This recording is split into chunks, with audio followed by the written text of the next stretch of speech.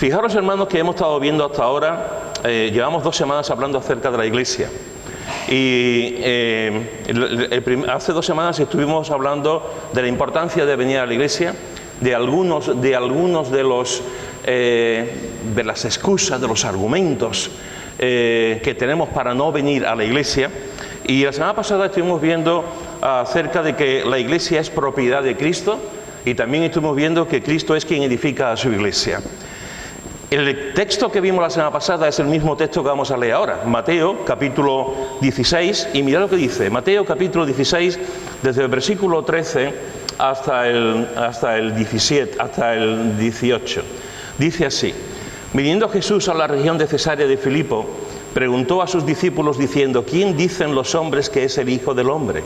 Ellos dijeron: unos Juan el Bautista, otros Elías y otros Jeremías o algunos de los profetas. Él les dijo: ¿y vosotros quién decís que soy yo? Y respondiendo Simón Pedro dijo: tú eres el Cristo, el Hijo del Dios viviente. Entonces le respondió Jesús: bienaventurado eres, Simón, hijo de Jonás, porque no te lo reveló carne ni sangre, sino mi Padre que está en los cielos. Y yo también te digo que tú eres Pedro, y sobre esta roca edificaré mi iglesia, y las puertas del Hades no prevalecerán contra ella.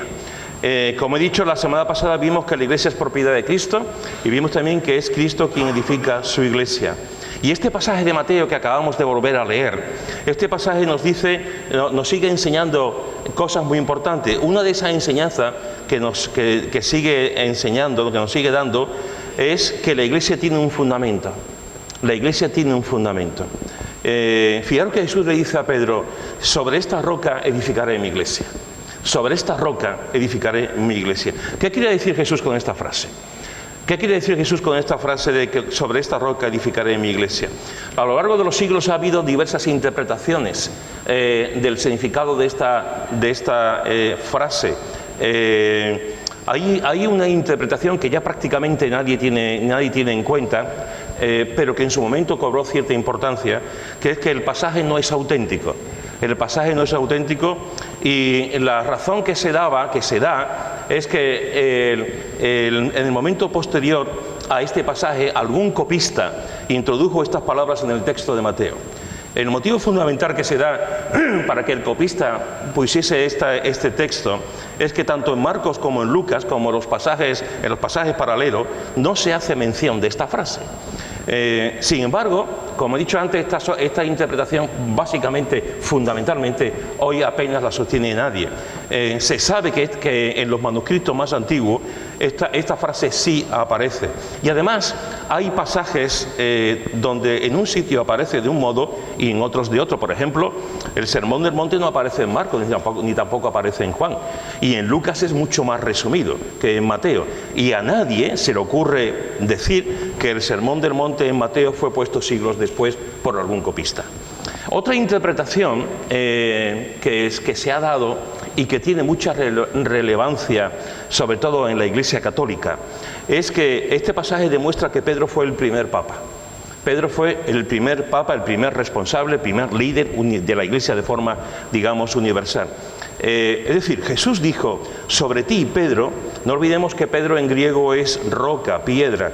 Es como si Jesús le dijera: sobre ti, Pedro, sobre la roca que tú eres, la iglesia será edificada. Según la Iglesia Católica, Cristo le dio a Pedro el primer lugar en honor de la iglesia. Pedro fue el primer papa que gobernó la iglesia, y después esa autoridad iba pasando a otros hasta el día de hoy, de un sucesor a otro sucesor.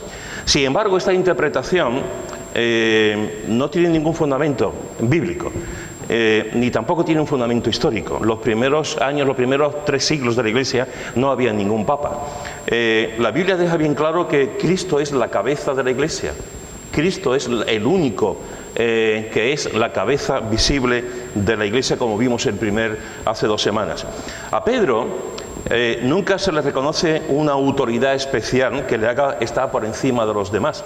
Es verdad que Pedro tiene un protagonismo importante. Es verdad que Jesús le dijo en ese examen que le dio: Pedro, ¿me amas? Y es verdad que el Señor Jesús le dijo: apacienta mis corderos, apacienta mis ovejas. Es verdad que si tú ves el libro de los Hechos, en los primeros capítulos del libro de los Hechos, el protagonismo lo tiene Pedro. Es verdad que Pedro es el que predica en Pentecostés. Es verdad que Pedro es el que toma la iniciativa. Es verdad que cada vez que se menciona la lista de los apóstoles, siempre es Pedro el que sale en primer lugar. Pero en el libro de los Hechos, por ejemplo, llega un momento en que ya Pedro se va difuminando, Pedro va desapareciendo, y el que va cogiendo más ese lugar es el apóstol Pablo. Es verdad que Pedro tiene su importancia, pero en ningún momento en la Escritura se hace ver que Pedro esté por encima de nadie. Mira lo que dice en Gálatas, en el capítulo 2, versículo 9. Gálatas, capítulo 2, versículo 9. Y dice así, Gálatas, capítulo 2, versículo 9, dice: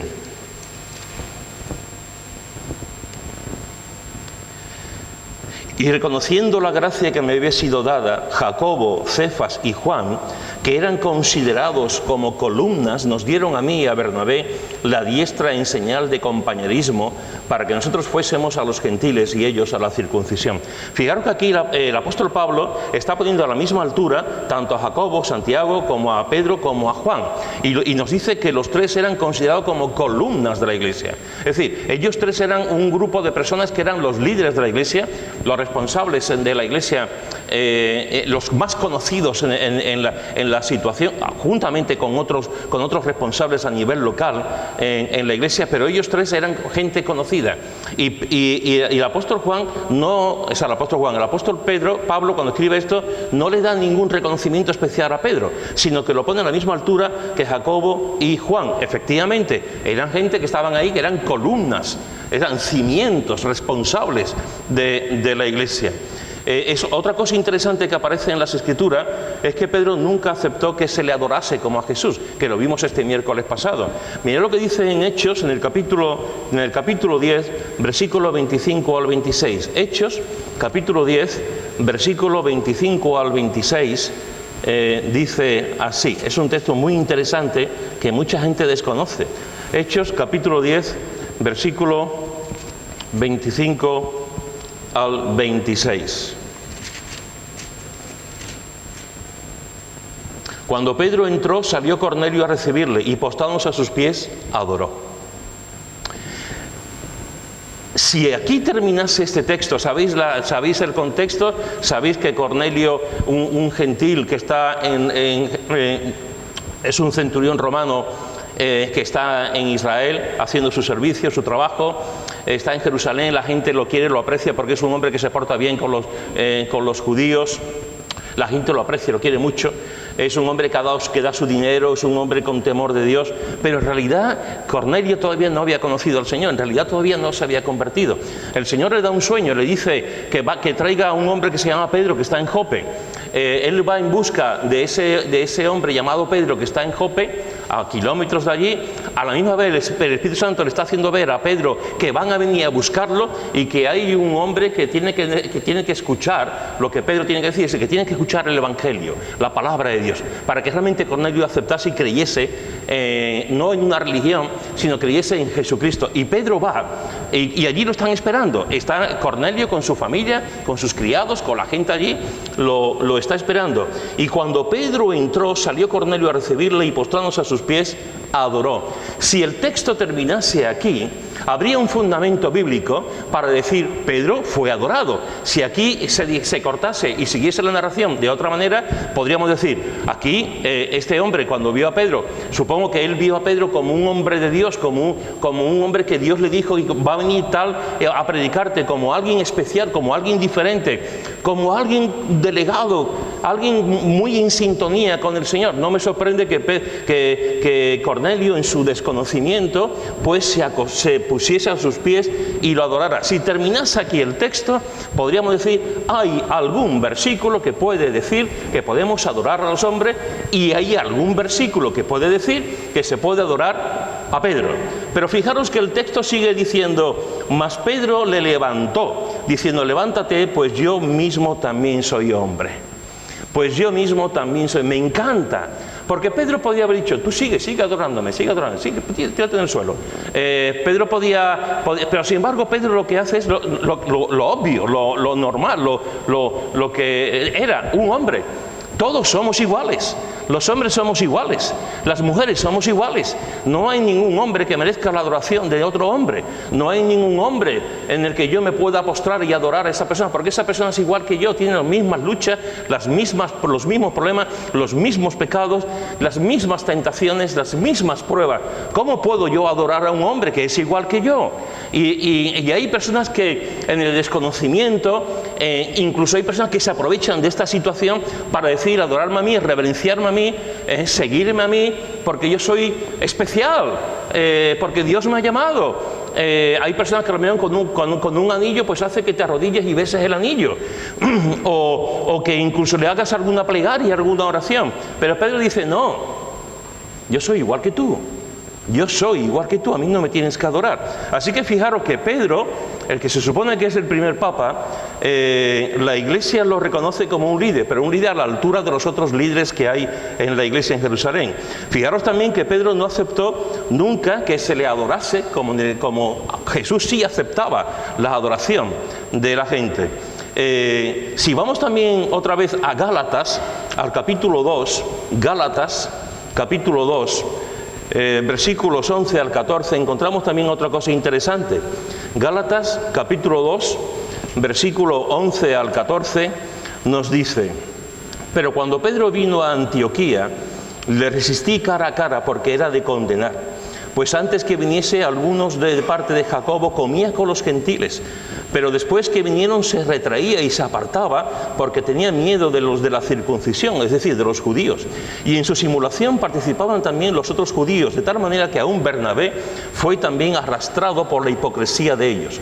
Pero cuando vi que no andaban rectamente conforme a la verdad del Evangelio, dije a Pedro delante de todos: si tú, siendo judío, vives como los gentiles y no como judío, ¿por qué obligas a los gentiles a judaizar?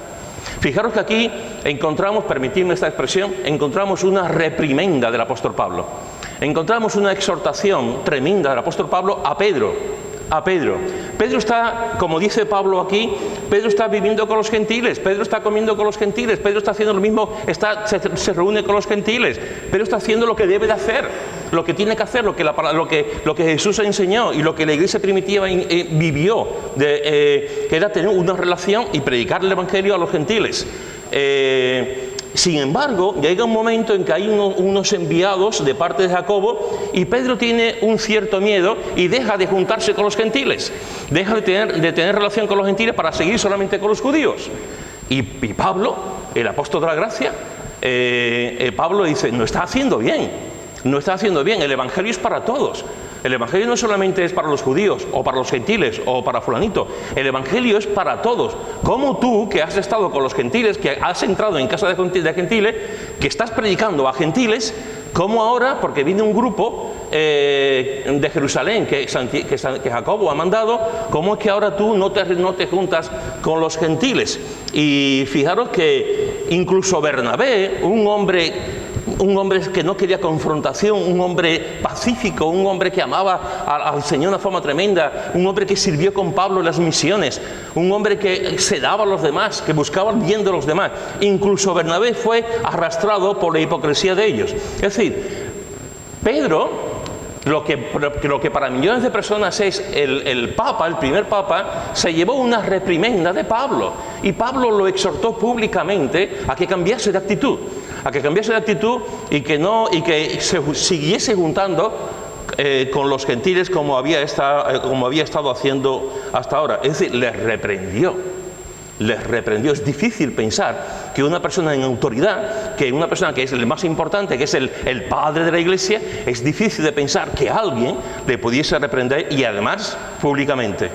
Pero no solamente Pedro era reconocido juntamente con otros en la iglesia, y Pedro no aceptó nunca que se le adorase como Jesús, y que Pablo reprendió duramente a Pedro. Es que también nos dice algo que va en contra de la teología católica en este sentido, cuando la Biblia también es muy clara en esto. Mirad lo que dice en Marcos, en el capítulo 1, Marcos, capítulo 1, versículo 29 al 31. Marcos, capítulo 1, versículo 29 al 31. Al salir de la sinagoga, vinieron a casa de Simón y Andrés con Jacobo y Juan. Y la suegra de Simón estaba acostada con fiebre, y enseguida le hablaron de ella. Entonces Jesús se acercó y la tomó de la mano y la levantó e inmediatamente le dejó la fiebre y ella le servía. Fijaos que aquí nos dice que Simón estaba casado. Aquí nos dice que tenía su suegra. Y si nos vamos a 1 Corintios, capítulo 9, versículo 1 al 5, 1 Corintios, capítulo 9, versículo 1 al 5, leemos lo siguiente.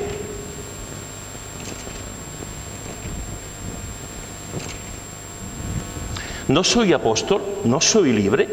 ¿No he visto a Jesús el Señor nuestro? ¿No sois vosotros mi obra en el Señor? Si para otros no soy apóstol, para vosotros ciertamente lo soy. Porque el sello de mi apostolado sois vosotros en el Señor. Contra los que me acusan, esta es mi defensa. ¿Acaso no tenemos derecho de comer y beber? ¿No tenemos derecho de traer con nosotros una hermana por mujer, como también los otros apóstoles y los hermanos del Señor? ¿Y Cefas? ¿Y Cefas? Fijaros que aquí el apóstol Pablo se está enfrentando a la iglesia de Corinto, que le está acusando de muchas cosas, se está enfrentando a ese grupo de personas que estaban enseñando cosas falsas, herejías y malas enseñanzas, y Pablo está diciendo a la iglesia: ¿no soy yo un apóstol? ¿Yo no soy libre? ¿No sois vosotros realmente mi obra? ¿No sois vosotros el sello de mi apostolado? No he estado aquí participando con vosotros, enseñando a vosotros. No he estado aquí predicando. No se ha formado la iglesia porque de alguna forma el Señor me ha usado para estar con vosotros. Y dice: contra los que me acusan, esta es mi defensa, mi pasado. Los que me acusan, aquí he estado haciendo la obra, sigo haciendo la obra. Y dice: ¿acaso no tenemos derecho de comer y beber? ¿Acaso no tenemos derecho, como los otros apóstoles que viven del ministerio y de las cosas que están haciendo, y que la iglesia les ayuda económicamente con comida, etcétera? ¿No tenemos derecho de traer con nosotros una hermana por mujer, como también los otros apóstoles y los hermanos del Señor? Hay gente que viene con su esposa, que viajan, que están yendo de un sitio a otro, que están compartiendo el Evangelio, compañeros míos, apóstoles que están con su esposa compartiendo y llevando a otras partes el Evangelio. Y los hermanos del Señor también, los hermanos que no creyeron en Él, que eran personas que durante los años que tuvo Jesús no creyeron en Él, y creyeron en Él a partir de su resurrección, y se convierten también en apóstoles, en predicadores del Evangelio. Toda esta gente venían con sus esposas. Y Cefas también. Y Cefas también. La Iglesia Católica enseña que los curas no pueden estar casados. La Iglesia Católica enseña que el Papa no puede estar casado. Y sin embargo, su primer Papa estuvo casado. Su primer Papa estuvo casado y se nos dice, tanto en Marcos como aquí, que tenía una suegra, y aquí nos dice que en los viajes misioneros, en ocasiones también, no solamente iban el equipo misionero, sino también iban con sus mujeres, porque si no, pasaban mucho tiempo divididos, separados. Los viajes de aquel momento no es como ahora, que coges un tren, o coges un avión, o coges tu coche, eran viajes de semanas y meses, donde iban de un sitio a otro, de una ciudad a otra, predicando. Y en muchos de estos viajes misioneros, pues las mujeres iban también, y la mujer de Cefas, de Pedro, también. Hermanos y hermanas, la Biblia no enseña en ningún momento que Pedro fuese el primer papa, ni por asomo, ni por asomo. No enseña en ningún momento que fuese el primer papa. La tercera interpretación que hay, y es la que la Iglesia en general siempre ha aceptado, y la Iglesia evangélica en particular siempre ha aceptado, es que Jesús hace aquí un juego de palabras griegas con un sentido muy claro. Tú eres Pedro, Petros, es decir, piedra, roca, y sobre esta piedra, sobre esta roca edificaré mi iglesia. Es decir, tú eres roca, y sobre esta roca edificaré mi iglesia. ¿A qué se refiere Jesús al decir sobre esta roca? Pues en buena exégesis, y lo que estáis dando la clase con Antonio lo veréis, en buena exégesis, lo que Pedro ha declarado antes, en el versículo 16, eso es lo que está diciendo. Y lo que dice en el versículo 16 es: tú eres el Cristo, el Hijo del Dios viviente. Tú eres el Cristo, el Hijo del Dios viviente. Es decir, el fundamento de la Iglesia no es Pedro, aunque Pedro tuvo un papel importantísimo en la Iglesia. El fundamento de la Iglesia es la confesión de Pedro, que es diferente. La confesión de Pedro. La confesión de Pedro es: tú eres el Cristo, tú eres el Hijo del Dios viviente. Es decir, Pedro está diciendo: tú eres el ungido, el que hemos estado esperando durante tanto tiempo. Tú eres el mediador, tú eres el profeta, tú eres el sumo sacerdote, tú eres el Mesías, tú eres el mismo Dios, el único Dios verdadero. Jesús es el fundamento de la Iglesia. Jesús es el fundamento de la Iglesia. Jesús es el Mesías, Jesús es el mediador, Jesús es la verdad. No hay otro fundamento, por mucho que queramos poner fundamentos, hombres, concilios, personas, el único fundamento de la Iglesia es Cristo, no hay otro. Y por si tuviéramos algún tipo de duda, mira lo que dice en 1 Corintios, en el capítulo 3, versículo 11. 1 Corintios, capítulo 3, versículo 11. 1 Corintios capítulo 3, versículo 11, dice: porque nadie puede poner otro fundamento que el que está puesto, el cual es Jesucristo. Nadie puede poner otro fundamento que el que está puesto, el cual es Jesucristo. No hay otro fundamento, hermanos. No hay otro fundamento, y a nosotros eso nos debe dar tranquilidad y un gozo tremendo de saber que Cristo, al igual que Cristo es la cabeza de la Iglesia, al igual que Cristo ama a la Iglesia, de la misma forma Cristo es el fundamento de la Iglesia. Y el coste del fundamento, permitidme que os lo diga, el coste del fundamento fue enorme porque exigió la muerte de Cristo. Este es un fundamento tremendo porque necesitó morir en la cruz para ser el fundamento de la Iglesia. Necesitó resucitar después para ser el fundamento de la Iglesia. Necesitó ascender al cielo para ser el fundamento de la Iglesia.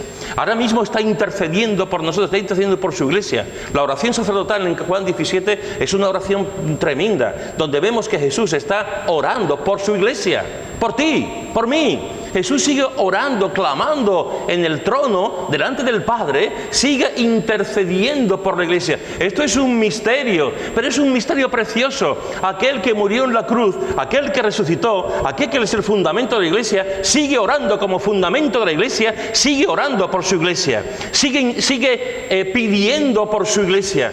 Cuando tú y yo nos levantamos cada día, una cosa que podemos recordar siempre es: el Señor sigue pidiendo por su Iglesia. Es decir, sigue pidiendo por mí. Cuando nosotros entramos en la Iglesia podemos decir: el Señor está pidiendo por nosotros, por su Iglesia. Jesús está haciendo una labor de intercesión y está orando por su Iglesia. Los que me has dado, Señor. Y está orando por la Iglesia. El fundamento de Cristo es la muerte de Cristo. Es el fundamento de la Iglesia. Esa muerte que derramó su sangre preciosa por nosotros. No solamente le costó un precio enorme como es su sangre, sino que el fundamento es muy sólido. Es muy sólido. Este fundamento puede soportarlo todo. Yo no puedo soportarlo todo, tú tampoco. Pero Cristo puede soportarlo todo. Puede soportar los ataques del mundo o a su Iglesia. Dice en Juan capítulo 16 versículo 33, Juan capítulo 16 versículo 33 dice: estas cosas os he hablado para que en mí tengáis paz. En el mundo tendréis aflicción, pero confiad, yo he vencido al mundo. Pero confiad, yo he vencido al mundo. Los ataques del mundo, coordinados, no coordinados, sistematizados, no sistematizados, los ataques del mundo de un gobierno de turno o de muchos gobiernos juntos, los ataques de la gente, de los ateos, de los agnósticos, de los que persiguen a la Iglesia, de los que persiguen a los cristianos, de otras religiones, de los que se burlan del cristianismo, de los que se burlan de Cristo, de los que tiran la Biblia al suelo, de los que queman la palabra de Dios, de los que, como no estás de acuerdo conmigo, te prendo fuego en la hoguera, que sigue pasando. Actitudes intolerantes ante aquellos que piensan de forma diferente, que creen en Jesús. Cuando eso ocurre, cuando pasan estas persecuciones, estos sufrimientos, estos dolores, estos ataques del mundo a la Iglesia, Jesús nos dice: confiad, yo he vencido al mundo. Confiad, yo he vencido al mundo. El fundamento es tan sólido que puede soportar los ataques. Mirad la historia, hermanos. Mirad la historia, leed los libros de historia de la Iglesia.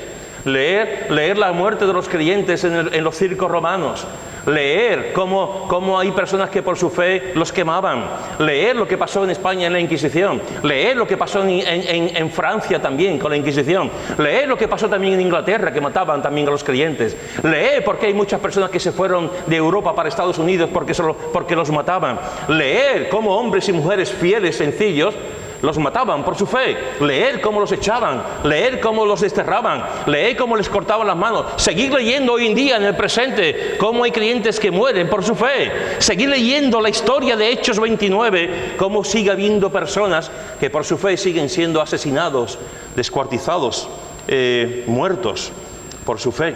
El fundamento de la Iglesia es muy sólido. La Iglesia continuará, la Iglesia seguirá hacia adelante. Es verdad que habrá iglesias que desaparecerán, ahí están. Cada año dentro de lo que es la FEREDE, por ejemplo, cada año hay varias iglesias que se dan de baja, y se dan de baja no porque estén en contra, se dan de baja porque se han disuelto.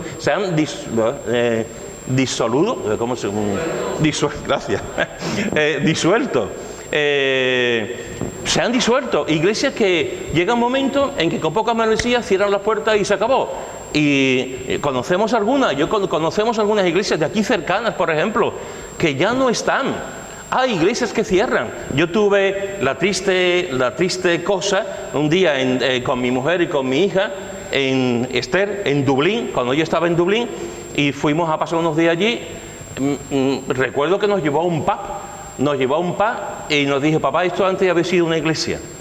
Y entramos en la iglesia, un local precioso, bonito, se notaba que había sido iglesia, tenía una construcción de iglesia, pero era un pub. Y estaban vendiendo allí pues cerveza negra, cerveza rubia, whisky, en fin. Y tú dices: Señor, aquí se ha aplicado tu palabra, aquí se te ha orado, aquí hay gente que seguramente se ha convertido. Y con el paso de los años, la iglesia fue perdiendo fuerza, como la iglesia en Apocalipsis. Empezó a perder fuerza, hasta que se cerró. Hay iglesias que se cierran, eso es verdad. Pero ¿sabéis? Porque haya iglesias locales que se cierran por diversos motivos, la iglesia del Señor prevalecerá. La iglesia del Señor continuará. La iglesia del Señor, ya pueden venir bombas nucleares, ya pueden venir trampas, ya puede venir el diablo, ya puede venir quien sea. La iglesia del Señor, porque Jesús ha vencido. Jesús ha vencido. Y hasta que venga el Señor y lleve a su iglesia, la iglesia estará juntos, estaremos ahí. Porque podremos soportar, la iglesia podrá soportar, no por la iglesia, sino por quien es el fundamento, por quien es la cabeza, podrá soportar los ataques del mundo. Y también la iglesia podrá soportar los pecados y la carnalidad de la iglesia. A veces resulta que la iglesia es el lugar más bello del mundo, y otras veces resulta que es el lugar más terrible y más doloroso del mundo. Cuando una iglesia vive conforme a lo que la palabra de Dios nos enseña, conforme una iglesia vive por el Espíritu Santo, sellado por el Espíritu, en un ambiente de amor, de tolerancia, de cariño, donde cada uno hace su lugar de cuerpo de Cristo, donde no hay envidias, ni contiendas, ni luchas, donde cada uno vamos para poner nuestro granito de arena en la iglesia, donde el amor por el Señor es por encima de todo, y el amor a su palabra por encima de todo. Cuando una iglesia vive así, eso es una bendición. Esta mañana una hermana, antes de comenzar el culto, estábamos Josefa y yo saludándola, y estaba diciendo a esta hermana: me encanta que esta iglesia es muy especial. Hay otras iglesias que tú vas y nadie te saluda, nadie habla contigo. Sin embargo, esta hermana estaba diciendo, y está aquí sentada, me está escuchando, está diciendo: qué iglesia más amable, qué iglesia tan buena, en el sentido que no te sientes solo y la gente se acerca a ti. Yo he tenido experiencias de ir a iglesia donde nadie se me acercaba. Yo he tenido experiencias de ir a iglesia donde yo era el hombre invisible. Mi hija Esther, cuando estuvo en Dublín, fue a una iglesia, otra vez a la misma iglesia, otra vez a la misma iglesia, y nadie se le acercaba. Y nadie le daba los buenos días, y terminaba el culto y nadie se le acercaba a una chica que estaba en otro país. ¿Eso cómo puede pasar? ¿Cómo podemos estar entre nosotros, amarnos entre nosotros, saludarnos entre nosotros y no saludar a la gente que viene a la iglesia por primera vez, o por segunda, o por tercera? Hacemos grupo. Los que llevamos años juntos nos juntamos entre nosotros. Los que conectamos estamos entre nosotros. Los de la misma edad nos sentamos entre nosotros. Y a lo mejor resulta que hay una persona que ha venido y está ahí y nadie se le acerca. O tenemos una comida y nos comemos y nos juntamos los de siempre. Y hay personas que vienen por primera vez, están ahí y están más solos que la una. Porque no caemos. Yo no digo que lo hagamos queriendo, pero no caemos. No caemos en que esa persona a lo mejor no va a venir nunca más porque nadie se le ha acercado. Y con razón. La iglesia es un lugar de encuentro, de maravillas. Claro, si Jesús lo hizo. De maravillas, de amor. Pero también puede ser una iglesia, un lugar de una crueldad tremenda. El apóstol Pablo también nos dice que nos podemos comer los unos a los otros. Fijaros lo que dice. El apóstol Pablo nos dice que puede haber en la iglesia, perdón, el apóstol Pablo no, Santiago nos dice que puede haber en la iglesia una sabiduría terrenal, diabólica, no la sabiduría de Dios. Una iglesia puede ser un espectáculo terrible para el mundo en lo más negativo y puede ser un espectáculo precioso para el mundo en lo más positivo. Depende de cómo vivamos. Y déjame decírtelo, depende de ti. Depende también de ti, de tu actitud, de tu comportamiento, de lo que tú haces para el bien de la iglesia. Depende de cada uno de los miembros de la iglesia. El fundamento de la iglesia es Cristo y como fundamento la iglesia puede soportarlo todo. El fundamento de la iglesia es Cristo y como fundamento, a pesar de la carnalidad y de los pecados de sus miembros, cuando eso ocurre, la iglesia continuará adelante. El fundamento no solamente es sólido, sino que el fundamento nos da seguridad. Seguridad. Mira lo que dice en Mateo, en el capítulo 7, versículo 24 al 27. Mateo, capítulo 7, versículo 24 al 27. Mateo 7, 24 al 27. Y dice así.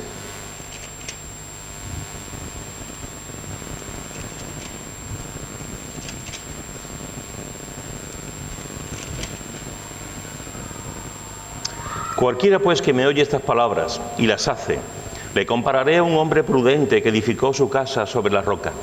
Descendió lluvia y vinieron ríos, y soplaron vientos y golpearon contra aquella casa, y no cayó porque estaba fundada sobre la roca. Pero cualquiera que me oye estas palabras y no las hace, le compararé a un hombre insensato que edificó su casa sobre la arena.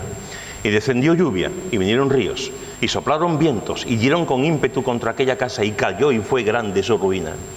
Y cuando terminó Jesús estas palabras, la gente se admiraba de su doctrina, porque les enseñaba como quien tiene autoridad y no como los escribas.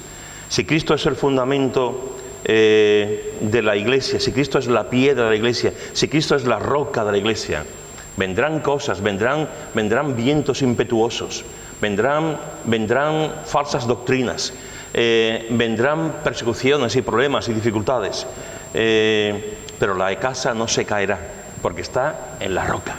Torre fuerte es el nombre de mi Dios.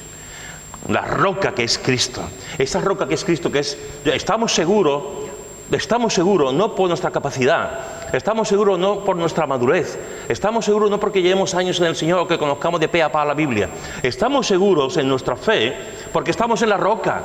Estamos puestos en la roca y por mucho huracán que venga, por mucho tsunami que venga, por muchos sufrimientos que vengan, por muchos ataques que vengan, estamos en la roca y continuaremos en la roca y seguiremos ahí en la roca. Y la casa, la iglesia del Señor no caerá nunca. Si tu fundamento es una herencia familiar de fe, caerás. Si tu fundamento es una vida religiosa, caerás. Si tu fundamento es solo un conocimiento intelectual, caerás. Si tu fundamento está basado en enseñanzas de hombres, caerás. Si tu fundamento depende de tus emociones, de cómo te levantes cada día, de cómo tú te encuentres, caerás. Si tu fundamento es Cristo, siempre permanecerás. Si tu fundamento es Cristo, siempre permanecerás. Voy a terminar con este texto de Isaías, en el capítulo 28, versículo 16. Isaías capítulo 28, versículo 16. Fíjate, dice: por tanto Jehová el Señor dice así: He aquí que yo he puesto en Sión por fundamento una piedra, piedra probada, angular, preciosa, de cimiento estable. El que creyere no se apresure. Estas palabras que hemos leído aquí en Isaías, estas palabras son aplicadas por los apóstoles Pedro y Pablo a Cristo. Y Isaías, como en tantas ocasiones, ya nos habla de Cristo como fundamento de la Iglesia. Y fijaros que nos dice que este fundamento es una piedra probada. Este fundamento es una piedra probada. ¿Tú conoces a alguien más probado que Jesús? Antes Urbano nos está hablando de Job. Job fue un hombre probado. Job fue un hombre probado, fue probado en su fe, fue probado en su integridad, fue probado en su salud, fue probado en tantas cosas y simplemente Dios lo vio, Dios vio el corazón de Job y le dijo, y es como si dijese al diablo, ¿ves? Este es un siervo mío, depende, da igual lo que le ocurra, seguirá creyendo en mí. Y Job le dice, claro, es que lo tiene todo. Es que tiene mucho dinero, es que tiene salud, es que tiene... Y el Señor le permite que toque a Job. Le permite que no lo mate, pero permite que pasen cosas. Job fue probado por su fe. Job fue probado. Ya me gustaría a mí decirte que la fe no te va a traer problemas. Ya me gustaría a mí decirte que la fe no te va a traer combates de boxeo. Ya me gustaría a mí decirte que la fe no va a impedir que el diablo vaya por ti. Pero no puedo decírtelo porque es mentira. Ya me gustaría decirte que todo va a ser una bonanza en tu vida, que todo va a ser un mar de tranquilidad, en que nunca vas a tener una dificultad. Ya me gustaría a mí decírtelo, porque me lo diría también a mí mismo. Pero no es cierto. Cuando creemos en Cristo también vienen los conflictos y los problemas, las dificultades. Y el diablo ahí, y la gente ahí, y nosotros mismos también, con nuestra propia carnalidad. No hay nadie que haya sido tan probado como Cristo, ni Job, ni Abraham, ni David, ni nadie ha sido tan probado como Cristo. Lee Isaías 52 y 53. Lee cómo el Cordero fue llevado al matadero. Lee lo que pasó por nosotros. Leer el sufrimiento que tuvo. Leer los evangelios y ver cómo le golpearon, cómo le pegaron, cómo le clavaron la lanza. Leer la vida de Cristo. Nadie ha sido tan sufrido como Cristo. Nadie ha sido tan probado como Cristo. Y ahí está Cristo. Ahí está Cristo, resucitando y venciendo al mundo y a la muerte. El fundamento es una piedra probada. Cristo es probado y venció. El fundamento es una piedra angular. La primera piedra que se pone en un edificio. Hace 2 o 3 semanas estuvimos viendo en el estudio de los miércoles acerca de esta preciosa enseñanza de que Cristo es la piedra angular, la piedra que soporta la iglesia. Cristo es la piedra que soporta la iglesia. Cristo es la primera piedra, la que se pone, la que las otras piedras se van colocando encima de él. Tú y yo, nos dice el apóstol Pedro, que somos piedra. Las piedras están para hacer casas. Las piedras están para construir. Una piedra que esté ahí, por muy bonita que sea una piedra, suponeros que cogemos una piedra, la ponemos en un atril o en una mesa, le ponemos flores, unas cosas bonitas, ahí, nuestra piedra. Y venimos aquí y decimos, ¡oh, nuestra piedra! Pero ¿de qué sirve una piedra aquí? La piedra existe y es importante porque se construye. Porque una piedra que no construye no sirve para nada. Tú y yo somos piedra. Y si no construimos en la iglesia no servimos para nada. ¡De adorno! Las piedras están para construir, para hacer edificios, para hacer locales, para hacer casa, para construir la casa del Señor. Y no me refiero literalmente a un edificio. Me refiero a la comunidad de creyentes. Me refiero al tiempo que estamos juntos. Me refiero a ti y a mí como iglesia del Señor. Una piedra que no sea piedra no sirve para nada. Al revés. A veces chocas con la piedra y te caes. Porque no te das cuenta que hay una piedra. Cristo es la piedra angular. Y porque está Cristo, esta piedra, la iglesia no se cae. Este fundamento es una piedra preciosa. Es una piedra preciosa. Fijaros que Pedro no tiene ningún tipo de duda en esto.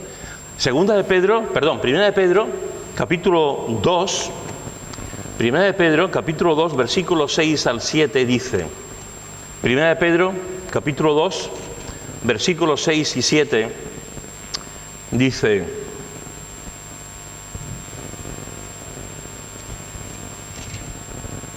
por lo cual también contiene la Escritura: he aquí pongo en Sión la principal piedra del ángulo, escogido, preciosa. Pedro está citando ese texto que hemos leído en Isaías 28. Y el que creyere en él no será avergonzado. Pero vosotros pues, los que creéis, él es precioso. Él es precioso. Pedro está diciendo aquí que Cristo es precioso, que esa piedra es preciosa. Jesús, nuestro Jesús, la piedra angular, la piedra probada, es una piedra preciosa. Cristo es precioso, hermano. Por eso la iglesia es preciosa, aunque esté manchada. Porque la sangre de Cristo, como también Pedro dice, la sangre de Cristo es preciosa. Y la sangre de Cristo es el mayor detergente que hay para limpiar los pecados. De nosotros también. La iglesia de Jesús es el fundamento de la iglesia, es una piedra probada. Este fundamento es una piedra angular, es una piedra preciosa. Y este fundamento, hermanos y hermanas, es estable, estable. Esta piedra no se va a romper. Esta piedra, este fundamento no se va a romper. Este fundamento es seguro, es fuerte, es estable. Hermanos, este es nuestro fundamento. Este es el fundamento de la iglesia, Jesucristo. Este es porque la gente muere por la iglesia. Este es el fundamento por el que la gente ama a la iglesia. Cuando mi hija Ana Belén estuvo sirviendo, estuvo de misionera ese par de meses hace años, y creo que Pili también, me parece, en este país de África, no, en África, Mozambique, gracias, Charito. Tú estuviste en Mozambique, cuando ella estuvo un verano hace ya tiempo, hace años, y estuvo 2 meses allí de verano haciendo labores misioneras allí. Una cosa que a mí que nos comentó y que he compartido alguna vez en la iglesia, una de las cosas que a Ana Belén le sorprendía es que había gente que kilómetros y kilómetros y kilómetros venían a la iglesia andando y descalzos para ir al culto, para adorar al Señor por la mañana y por la tarde, andando y descalzos. No tenían coche, no tenían taxis, no tenían trenes, no tenían helicópteros, tenían sus pies.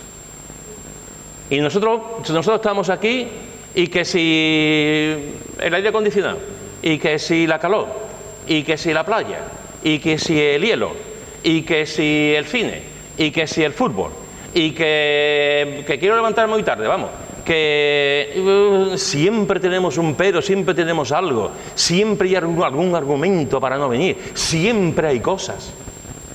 Y esas criaturas venían andando de kilómetros descalzos para alabar y estar juntos en el culto dando gloria a Dios.